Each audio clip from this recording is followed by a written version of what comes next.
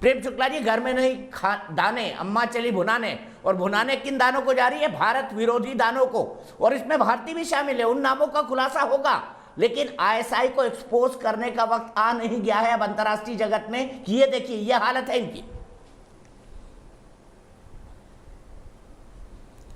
देखिए, लंबे समय से जो है एक भारत के बौद्धिक कौम में इस्लामी लेफ्टो इस्लामिक एलिमेंट रहा है।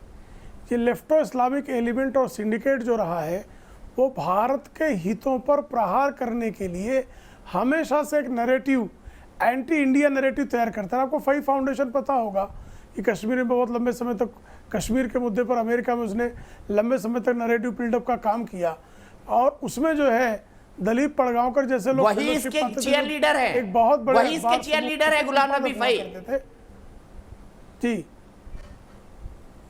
जी, गुलाम नबी फई का आपको अमेरिका में जब बाद के दिनों में अमेरिका को पता लगा वो आतंकी गतिविधियां जो अमेरिका विरोधी थी, उनके साथ भी गुलाम नबी फई का जब जो है संबंध निकला तो उसके खिलाफ कार्रवाई हुई। लेकिन भारत में क्या किया गया वो भी देखिए।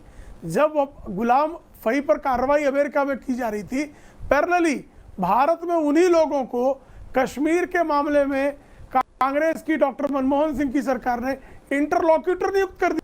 यानी जो भारत विरोधी नैरेटिव को अंतर्राष्ट्रीय मंचों पर खड़ा होकर पुष्टि करने का दुष्कर्म करता हो, ऐसे लोगों को आप इंटरलॉक्यूटर बनाया करते थे। उसी का परिणाम था कि लंबे समय तक आपका भारत का अभंग अंग, जिस पर आप स्वयं की संसद में 1994 में आप कांग्रेस की सरकार और खड़े होकर सब मत से कहा जाता है कि गिलगिट बाल्टिस्तान समेत पाकिस्तानी कब्जे वाला कश्मीर भी भारत का अभिन्न अंग है। भारत का हर नागरिक इसके साथ खड़ा होने को हमेशा से संकल्पबद्ध होता है।